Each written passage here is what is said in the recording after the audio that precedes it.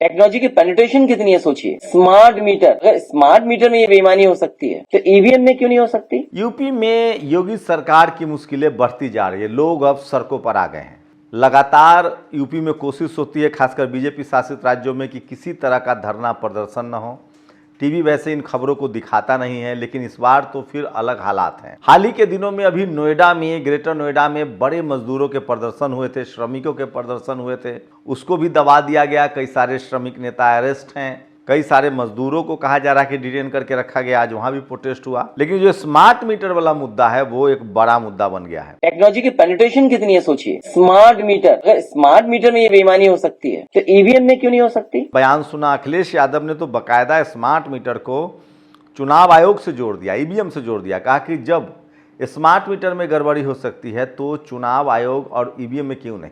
क्या है smart meter, आखिर स्मार्ट मीटर को लेकर गांव-गांव में बखेरा क्यों है, लोग नाराज क्यों हैं। एक शख्स ने तो बाकायदा, आजकल सोशल मीडिया का दौर है, सबके पास मोबाइल है, बड़ा प्लेटफॉर्म है। मैं इसलिए कहता हूं सोशल मीडिया ही सच्चा मीडिया है, सोशल मीडिया ही बहुजन मीडिया है। एक शख्स ने तो स्मार्ट मीटर की तस्वीरें दिखाकर यह साबित कर दिया कि अगर आपका घर बंद है तो भी बिजली बिल आते रहेंगे। और इसी वजह से स्मार्ट मीटर को लेकर यूपी का शायद ही कोई जिला हो जहां धरना प्रदर्शन नहीं हो रहा है। वहीं आम आदमी पार्टी के नेता संजय सिंह ने भी बाकायदा तस्वीरें जारी की हैं। उनकी पार्टी ने भी स्मार्ट मीटर को बड़ा मुद्दा बना लिया है। अखिलेश यादव भी इसको लेकर लगातार प्रेस कॉन्फ्रेंस कर रहे हैं। और स्मार्ट मीटर का मुद्दा जो है, अगर ये इसी तरह से इसको नहीं टेकल हैंडल किया गया तो टीवी अखबार भले दिखाए या न दिखाए, बताए या न बताए, लेकिन चूंकि ये घर घर का मुद्दा है और ये मुद्दा बड़ा बनता जा रहा है। जैसे महंगाई, जो कमर्शियल सिलेंडर महंगा हुआ है, लेकिन उसके साथ जो 5 किलो वाला सिलेंडर महंगा हुआ है, उससे लोगों की मुश्किलें और बढ़ रही हैं। तेल में इथेनॉल मिलाया जा रहा है, तेल की कई शहरों में किल्लत की खबरें आ रही हैं। आप ये खबर नहीं भी दिखाएंगे तो भी इससे जनता प्रभावित होता है। मैं फिर कह रहा हूं, खबर दिखाने का मकसद होता है कि सरकार को चीज़ों का पता चले, सरकार उसको हैंडल करे, सॉर्ट आउट करे।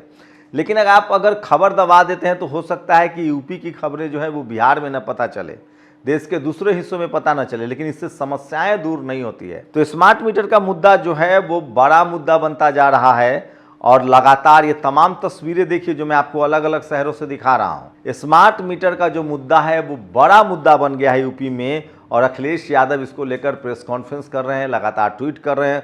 और अब तो अखिलेश यादव ने स्मार्ट मीटर को ईवीएम से भी जोड़ दिया। उनका कहना है कि अगर स्मार्ट मीटर से फ्रॉड हो सकता है, बिना बिजली खर्च किए बिजली का मीटर बढ़ सकता है, तो सवाल है कि ईवीएम में क्यों नहीं गड़बड़ी हो सकती है। और ये बयान सोशल मीडिया पर वायरल हो रहा है। ये तमाम तस्वीरें देखिए, कई फतेहपुर हो, यहाँ तक कि लखनऊ हो, आगरा हो, कोई ऐसा शहर नहीं है जहां स्मार्ट मीटर को लेकर लोग नाराज नहीं है और अपने अपने घरों से स्मार्ट मीटर नोच कर सड़कों पर फेंक रहे हैं। लोगों का आरोप है कि स्मार्ट मीटर जब से लगा है तब से उनका बिल लगातार बढ़ता ही जा रहा है। वो बिजली इस्तेमाल करे ना करे, सावधानी से इस्तेमाल करे, लेकिन बिजली बिल बहुत ज़्यादा आता है। कई लोगों का आरोप है कि हमने बिजली का इस्तेमाल ही नहीं किया, घर बंद था, हम कहीं बाहर थे, उसके बाद भी बिल आता रहा। तो स्मार्ट मीटर जो है वो जी का जंजाल बन गया है। बिहार में भी कई बार इस तरह के सवाल उठे हैं। तो यूपी में फिलहाल जो सबसे बड़ा मुद्दा है वो स्मार्ट मीटर का है। टीवी अखबार भी अब थोड़ा थोड़ा इस खबर को दिखाने लगे हैं। दूसरा बड़ा मुद्दा है इथेनॉल का। सोचिए, कहा जा रहा है कि इथेनॉल, अभी मैंने गाड़ी में तेल लेने के लिए पेट्रोल पंप वालों से पूछा कि कितना इथेनॉल देते हो, तो कहा गया कि 20% पेट्रोल में, नॉर्मल पेट्रोल में इथेनॉल है और स्पीड पेट्रोल में 5% इथेनॉल है। एक इंडिया टुडे की रिपोर्ट है कि 1 लीटर इथेनॉल बनाने के लिए 1000 लीटर पानी बर्बाद होता है, मतलब पानी लगता है।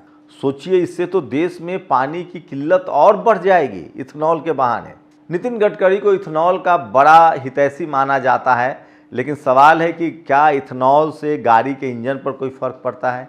क्या इथेनॉल से गाड़ी का जो एवरेज है उस पर कोई फ़र्क पड़ता है? ये बड़ा सवाल है। लेकिन इंडिया टुडे की ये रिपोर्ट है, पता नहीं उस पर कोई कार्रवाई होगी या नहीं होगी। उनका कहना है कि इथेनॉल बनाने में पानी मैक्सिमम लगता है और इससे तो पानी की किल्लत हो जाएगी देश में। ये भी एक बड़ा मुद्दा है। दूसरा बड़ा मुद्दा है, सोचिए, एफआईआर का खेल लगातार अब जारी है।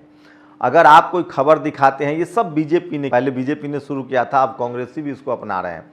प्रशांत कनौजिया दलित समाज से थे, पत्रकार थे, उनके ट्वीट को लेकर उनको जेल में डाल दिया गया था। बाद में उन्होंने पॉलिटिकल पार्टी ज्वाइन कर ली और उन्होंने पत्रकारिता छोड़ दी।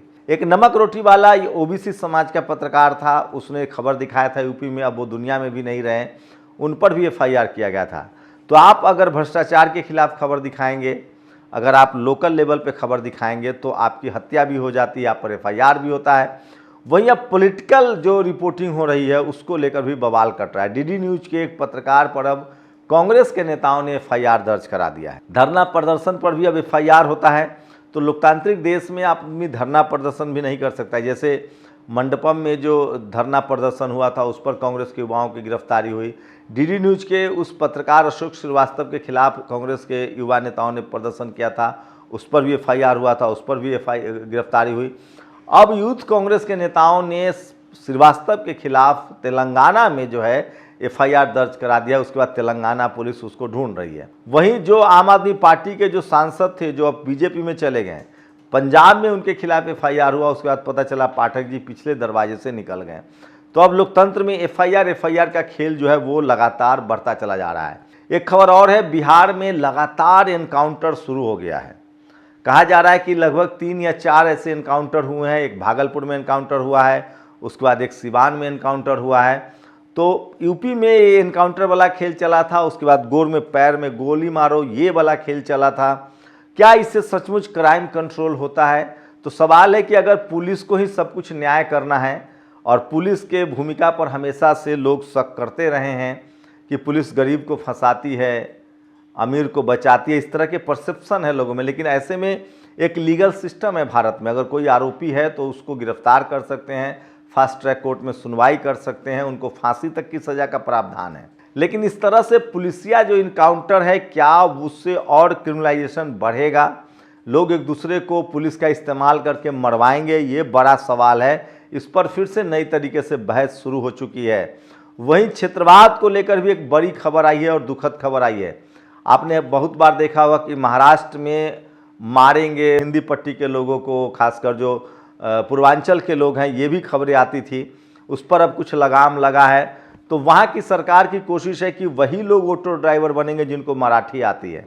लेकिन बीजेपी अब ये नहीं कर पाएगी, क्योंकि बीजेपी को और राज्यों में ही तो वोट चाहिए। तो आजकल सोशल मीडिया है। वहीं बिहार की एक खबर है जो बहुत ही झकझोरने वाली है। बिहार कहा जा रहा है कि दिल्ली में एक पुलिस के कांस्टेबल ने एक युवक की हत्या कर दी, गोली मार दी, सिर्फ इस बात के लिए कि उसने पूछा था कि तुम कहाँ से हो, और उसने कहा कि मैं बिहार से हूँ। बाद में कहा कि उसने फ्रस्ट्रेशन भी निकाला कि हम लोग घर नहीं खरीद पाते हैं, बिहारी यहाँ घर खरीद लेते हैं। वो बिहार के थे और वो मजदूरी करते थे, यहाँ श्रमिक थे, शायद कोई डिलीवरी का काम करते थे, और उनकी हत्या कर दी गई। इसको लेकर भी लगातार सोशल मीडिया पर खबरें लिखी जा रही है। कहा जा रहा है कि बिहार के मुख्यमंत्री ने कुछ कंपनसेशन का, शायद 5 लाख रुपए देने का ऐलान भी किया है। लेकिन ये खबर भी बड़ी खबर है। पप्पू यादव ने पीड़ित परिवार से मुलाकात भी की है। लगातार धरना प्रदर्शन भी चल रहा है। तो ये वो तमाम खबर है। लेकिन सबसे बड़ी खबर यूपी से है। जो स्मार्ट मीटर का मुद्दा है वो आम लोग का मुद्दा बन गया है। आम लोग स्मार्ट मीटर को नोच रहे हैं, घरों से बाहर ला रहे हैं, उसे सड़कों पर फेंक रहे हैं। और 1, 2, 3, 4 लोग का आरोप नहीं है कि इसे टेक्निकल फॉल्ट मान लिया जाए। बहुसंख्यक लोग जो हैं, ज़्यादातर लोग जो हैं, वो इस तरह के स्मार्ट मीटर को उखाड़ कर अपने घरों से फेंक रहे हैं। उड़ीसा से एक खबर आई है इसी तरह की एट्रोसिटी की। हम तस्वीरें नहीं दिखा सकते हैं, बहुत भयानक है। लेकिन एक तो और दिल दहला देने वाली खबर है। लोकल बड़ी चुनाव में गुजरात में एक नेता बीजेपी का चुनाव हार गया। उसने 4 दिनों तक पानी की सप्लाई रोक दी। यूपी में 5 बच्चे पानी की टंकी पर चढ़ते हैं, टंकी की सीढ़ी टूट जाती है। बाद में 3 बच्चे गिर गए, जिसमें से एक बच्चा अब नहीं है। 2 बच्चों को बाकायदा हेलीकॉप्टर से रेस्क्यू करना पड़ा। लोग सवाल पूछ रहे हैं कि बच्चे क्यों चढ़े, नहीं सीढ़ी कैसे टूट गई। ये तमाम वो बड़ी खबरें हैं जो आज सोशल मीडिया पर वायरल है। मेरी कोशिश होती है कि वो तमाम खबरें जो टीवी अखबार आपको नहीं दिखाता है, जिसमें भय, भूख, भ्रष्टाचार है, जो आपके रोजी रोटी से जुड़ा है, जो देश की भलाई के लिए, वो सारी खबरें आपको तक पहुँचाऊँ। अपनी राय जरूर दीजिए। शुक्रिया।